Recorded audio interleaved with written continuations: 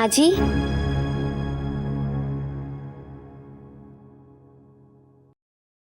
माँ जी, खाने की तैयारी हो गई है और आज मैंने आपकी जैसी पालक की कड़ी बनाने की कोशिश की है। और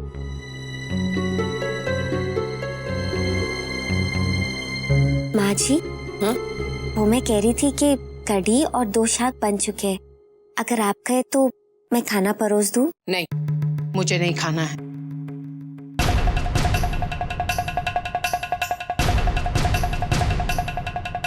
ये क्या है?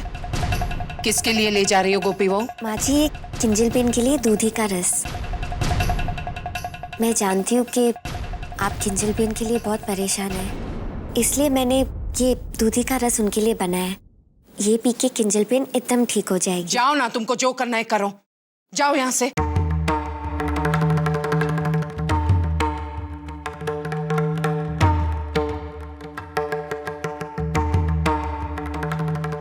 हे कृष्ण भगवान, ये नया साल मेरे लिए कौन सी नई सौगात लेकर आ गया। अब शू करूं।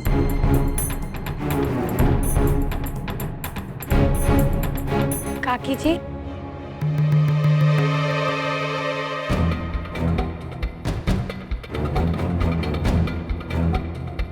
काकी जी, ये लीजिए खिमजी बाई किराने का बिल।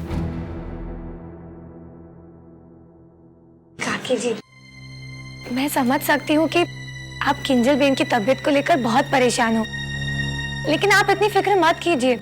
वैसे भी ये तो बस फूड पॉइजनिंग ही तो है, वो ठीक हो जाएगा। बस राशि, बस। जब से तुम इस घर में आई हो ना, गलती पर गलती किए जा रही हो। और हम हैं कि तुम्हें हर बार माफ किए जा रहे हैं। लेकिन माफ करने की भी एक हद होती है, एक सीमा होती है। वैसे ही जैसे भगवान श्री कृष्ण ने शिशुपाल की 99 गलतियां माफ की, लेकिन उसके बाद उनकी सहन शक्ति ने भी जवाब दे दिया। कल तुमने जो गलती की वो तुम्हारी 99वीं गलती थी। अब इसके आगे गलती होगी तो मैं तुम्हें कभी माफ नहीं करूंगी, हरगिज़ नहीं।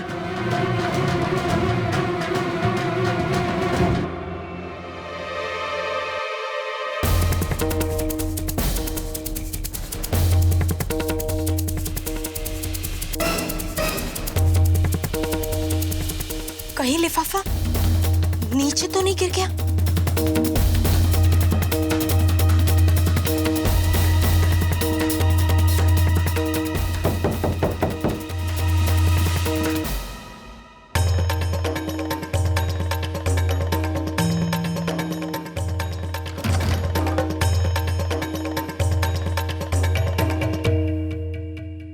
किंजल बेन, आपके लिए दूधी का रस।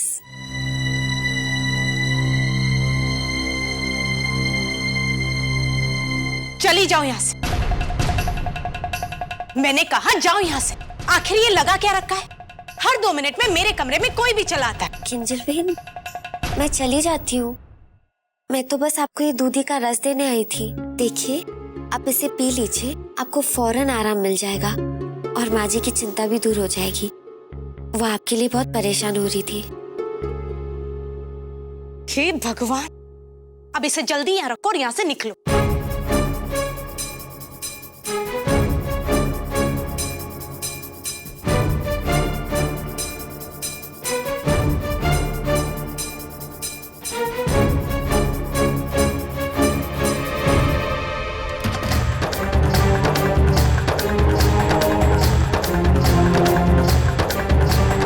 लिफाफा गया तो गया कहाँ?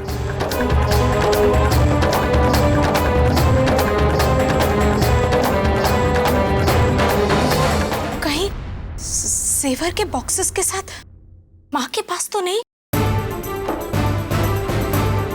नहीं, ऐसा नहीं हो सकता। लेकिन फिर भी एक बार जाकर तो मुझे देखना ही पड़ेगा। काकी जी, कल की गलती काकी जी, मैं सच कह रही हूँ, मैंने कोई गलती नहीं की है। विश्वास कीजिए, मैंने झूठ। तुम्हारे झूठ पर घर के बाकी लोग भले सहमत हो जाए, तुम्हारी बात मान ले, लेकिन मैं नहीं। कल तुमने और तुम्हारी मां ने बहुत उत्पात मचाया और ये बात मेरा दिल और दिमाग जुठला नहीं पा रहा है, क्योंकि एक झूठ 100 झूठ को जन्म देता है। अब एक और गलती, 100वीं गलती। और अगर ऐसा हुआ तो मैं तुम्हें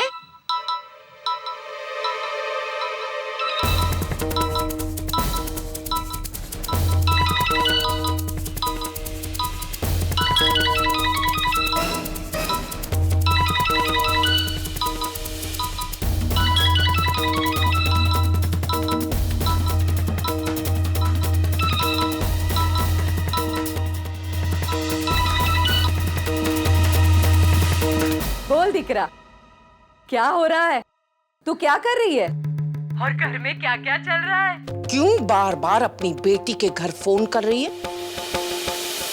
क्या जरूरत है आपको अपनी बेटी को फोन करके खड़ी खड़ी ये पूछने की कि बेटी तुम्हारे घर में क्या हो रहा है, कौन क्या कर रहा है और कौन क्या नहीं कर रहा है? शर्म नहीं आती आपको? आपने अपनी बेटी ब्याह कर दूसरे घर में दे दी है, इसलिए अब आप चुपचाप बैठिए अपने घर। अब आपकी बेटी जाने और उसके सासरे वाले जाने। और एक बात मेरी गांठ बांध कर याद रखिए उर्मिला बेन, आप जैसी मां ही अपनी बेटी का घर बसने नहीं देती है, और या फिर बसा बसाया घर तोड़ देती है।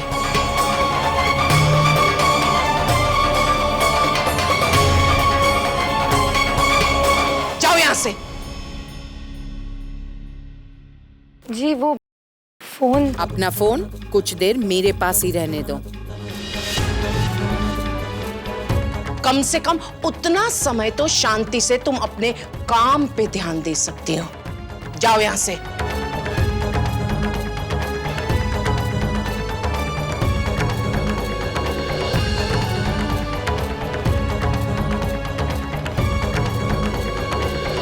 हे भगवान, काकड़ी आज कुछ ज्यादा ही खतरनाक मूड में लग रही है। लेकिन मेरा फोन तो उसी के पास है। राशि दिख रहा?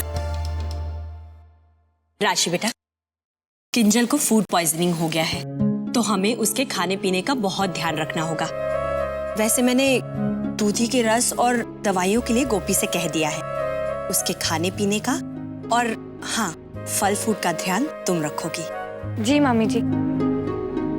लेकिन किंजल बेन अचानक ही बीमार पड़ गई, और वो भी इतनी ज्यादा। काकी जी तो बेहद परेशान लग रही थी। कोकिला का परेशान होना जायज है। यहाँ उसके शादी की तारीख तय हुई और यहाँ किंजल बीमार पड़ गई। ठाकुर जी चाहेंगे तो धीरे धीरे सब ठीक हो जाएगा। हाँ राशि, तुम किंजल के लिए पतली खिचड़ी बना दो। जी।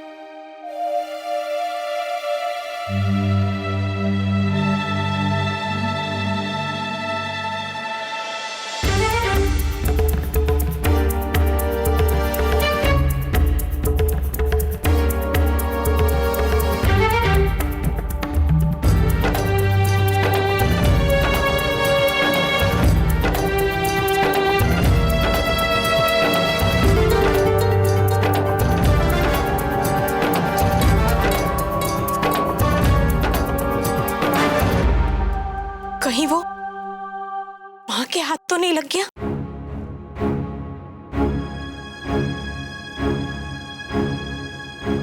नहीं नहीं,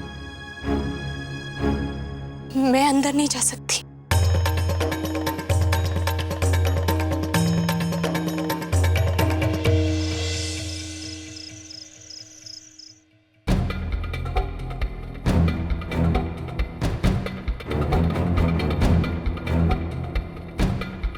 कोकिला,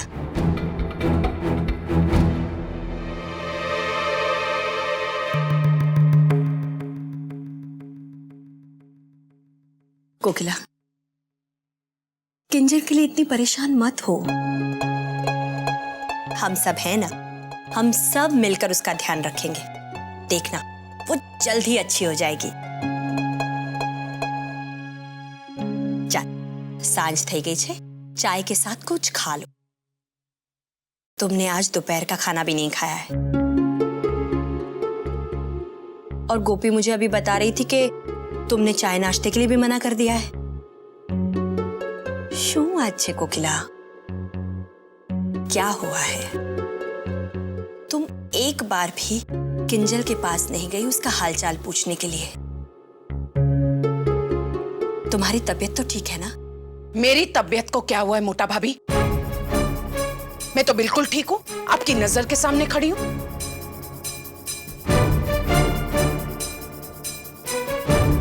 मुझे कुछ नहीं खाना है मोटा भाभी, मेहरबानी करके मुझे अकेला छोड़ दीजिए।